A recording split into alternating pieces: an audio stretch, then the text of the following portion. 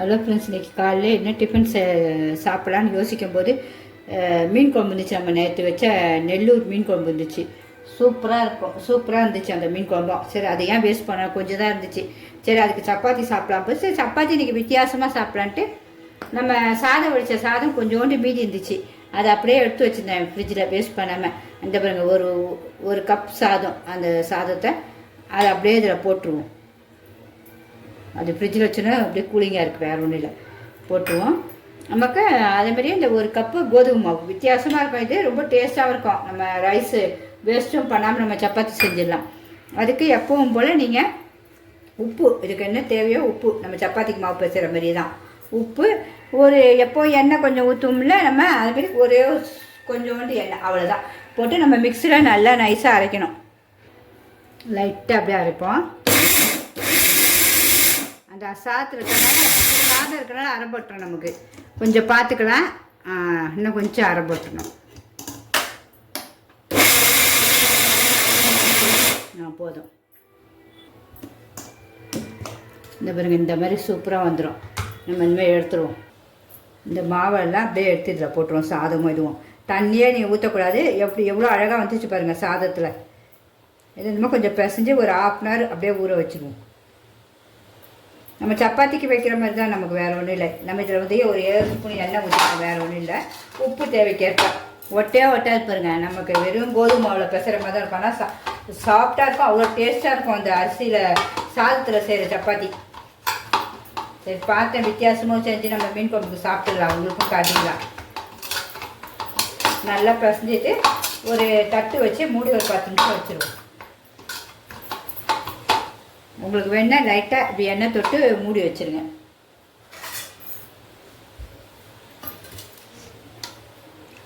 இந்த லைட்டாக எண்ணெய் தேய்ச்சி தடவிருக்கேன், அவ்வளோதான். அப்படியே மூடி ஒரு 1/2 hour 10 நிமிஷம் உங்களுக்கு எப்படி தேவையோ சாஃப்ட்னஸ்க்கு, அவ்வளோதான். நம்ம மூடி வச்சுருவோம். ஒரு 1/2 hour கழிச்சு பார்ப்போம். இப்போ நான் அந்த ஒரு 20 நிமிஷம் தான் இருப்பாங்க. எவ்வளோ சாஃப்டாக ஆகிடுச்சுப்பாங்க. இப்படி தொடரும்போதே எவ்வளோ சாஃப்டாக இருக்குது பாருங்கள். நமக்கு அந்த வீட்டுடைய கோதுமை மாவு தான் அரைச்சது தான்.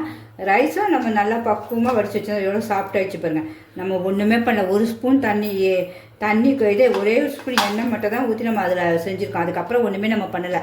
இப்போ நம்ம சப்பாத்தி ஊட்டுற மாதிரி உருட்டிடுவோம். உங்களுக்கு எந்த சைஸ் வேணுமோ அந்த சைஸ்க்கு நம்ம எல்லாமே ஊட்டி வச்சுப்போம்.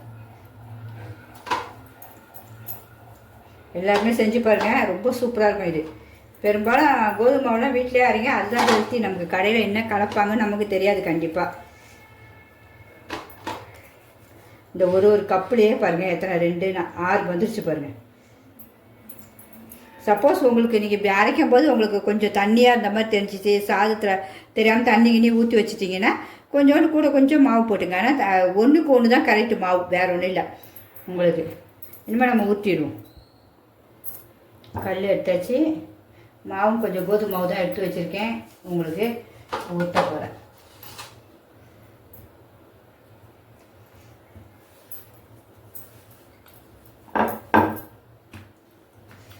ரொம்ப மெலிசாக வேண்டாம், இது கொஞ்சம் அப்படியே மீடியமாகவே வச்சுருக்கேன். ஏன்னா நல்லா கொஞ்சம் ஆனால் பொறுமையாக வேக வச்சுருக்கேன்.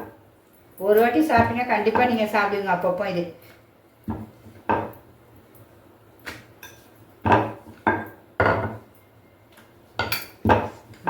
ஊற்றி வச்சுட்டு பாருங்க, வித்தியாசமே தெரியல பாருங்கள். ரைஸில் பண்ண மாதிரியே நம்ம சொலவில் இப்படி எல்லாத்தையும் ஒன்று ஒன்றா வச்சுருவோம்.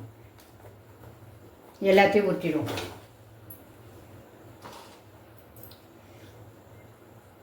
இதே மாதிரியே எல்லாத்தையும் ஊற்றிடுவோம். இப்போ லாஸ்ட் ஒன்று ஊற்றிடுவோம். எல்லாத்தையும் ஊற்றி ஆகிடுச்சு. ஒட்டாது கொள்ளாது, நம்ம டக்கு டக்குன்னு அழகாக செஞ்சிடலாம் உங்களுக்கு.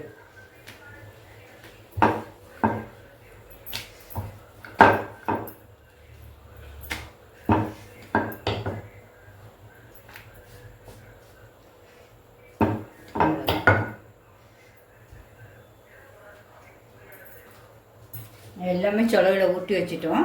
இனிமேல் நம்ம போட்டு எடுத்துருவோம். ஒன்றுனா தோசைக்கல்ல தட்டி வச்சுருவோம். ஆன் பண்ணிவிடுவோம்.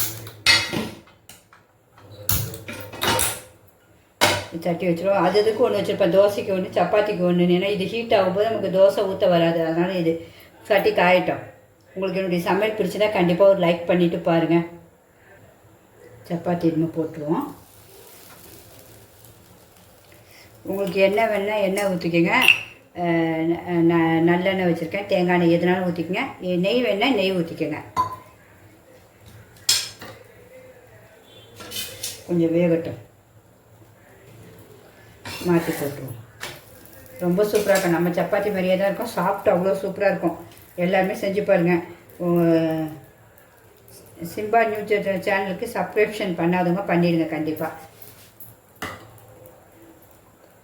லைட்டாக எண்ணெய் துடைக்கணும். நான் சப்பாத்திக்கு எண்ணெயே போட மாட்டேன், உங்களுக்காக இன்றைக்கி சரி போட்டு காட்டிடலாம். ஏன்னா அதுவும் சும்மாவே அவ்வளோ சாஃப்டாக இருக்கும் அந்த சப்பாத்தி. கலரும் பாருங்கள் எவ்வளோ சூப்பராக வருது பாருங்கள். நம்ம கோதுமை சப்பாத்தி மாதிரியே தான் இருக்கும். ஆனால் கொஞ்சம் நல்லா இந்த சாதம் போட்டோன்னா கொஞ்சம் நல்லா இன்னும் வெள்ளையாக வரும் உங்களுக்கு. நம்ம மைதா மாவு சேர்த்தா எப்படி இருக்கும் அப்படி இருக்கும் உங்களுக்கு பார்க்க. ஆனால் சாப்பிடும்போது ரொம்ப சாஃப்டாக இருக்கும். இந்த மாதிரி எல்லாத்தையும் ஒன்று ஒன்றா அப்படியே சுட்டு வைப்போம். நல்லா வேகட்டும், டக்குன்னு வெந்துடும்.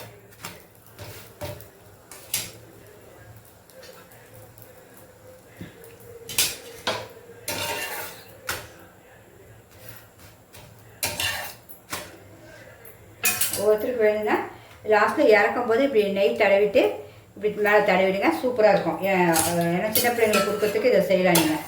அவ்வளோதான், எடுத்தாச்சு. இப்போ அடுத்ததும் போட்டுருவோம். வேகட்டு பாருங்க, சப்பாத்தி எவ்வளோ சாஃப்டாக இருக்குது பாருங்க, மெத்து மெத்துன்னு.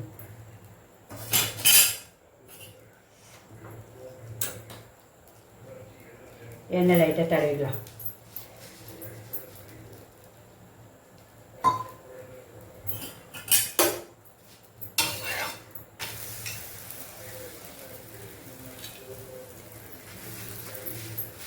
அவ்வளோதான், அந்த ரெண்டுக்கு தான் தடவை போகிறேன், மீதிக்கு எண்ணெய் தடவக்கூடாது. எண்ணெயே எனக்கு பிடிக்காது ரொம்ப.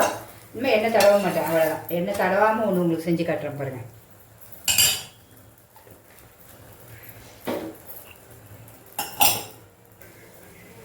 எடுத்துருவோம். இதுமாதிரி ஒன்று ஒன்றா எல்லாத்தையும் செஞ்சு வச்சுருவோம். இனிமேல் எண்ணெய் இல்லாமல் தான் சொல்ல போகிறேன், அதே ஒன்று உங்களுக்கு காட்டிடுறேன்.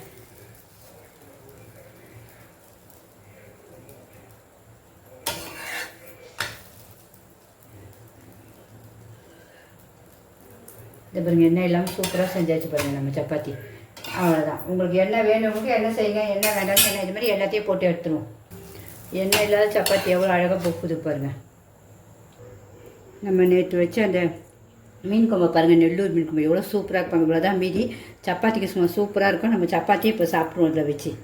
ஏன்னா சட்டிலே வச்சா தான் அதோடய ருசி, அதனால் அப்படி தான் வச்சுருக்கேன். இப்போ தான் மாற்ற போகிறேன் வேறு இடத்துல. நம்மளுடைய சாதத்தில் செஞ்ச சப்பாத்தி நம்ம டேஸ்ட் பார்க்கணும்ல, எவ்வளோ சாஃப்டாக இருக்குது பாருங்கள், மெத்து மெத்துன்னு இருக்குது பாருங்கள். பாருங்கள், பிய்யும் போதே எவ்வளோ அழகாக இருக்குது பார்த்தீங்களா. உங்களுக்கு பார்க்கவே அழகாக இருக்குது பாருங்கள். இது டேஸ்ட்டை நம்ம காட்டிடவா உங்களுக்கு. சுவை எப்படி இருக்குது சொல்லுவாங்க. மீன் குழம்பு பாருங்கள், என்ன சூப்பராக இருக்குது. நேற்று வச்ச மீன் குழம்பு மீதி இவ்வளோ தான். அந்த சட்டியில் வச்சா தான் நம்ம எடுத்து வச்சுருக்கேன். அவ்வளோ டேஸ்ட்டுங்க. யாராவது செஞ்சு பார்த்துட்டு சொல்லுங்கள் எப்படி இருந்துச்சு, கமெண்ட் பண்ணுங்கள் கண்டிப்பாக. அந்த மீன்லாம் ஒன்று கூட உடையில. நம்ம அதை அப்படியே வச்சு செஞ்சோன்னே ஒரு சொட்டு தேங்காய் கிடையாது, ஆனால் குழம்பு இவ்வளோ சூப்பராக இருக்குது பாருங்கள். உங்களுக்கு அவ்வளோ டேஸ்ட்டு. அந்த மாங்காவும் அதுக்கு மேலே டேஸ்ட்டாக இருந்துச்சுங்க. அதில் உங்களுக்கு சுவையை காட்டிடுறேன் பாருங்கள். அப்படியே இருக்குது பாருங்கள் குழம்பு. நம்ம எப்படி வச்சோமோ அப்படியே இருக்குது குழம்பு. இந்த பாருங்கள், சுவை பார்க்கணும்ல. அப்படியே சப்பாத்தி ஒரு கையிலே இருப்பாங்க, பிய்யும் போதே பிய்யிட்டு சூப்பராக. இதை அப்படியே எடுத்து வச்சு நான் சாப்பிட்றேன். அந்த மீன் அதோடய அப்படியே வச்சு சாப்பிட்றேன் நல்லா குழம்போடு. இதை பாருங்கள், டேஸ்ட் எப்படி இருக்குன்னு சொல்கிறேன். மாவு அந்த சப்பாத்தி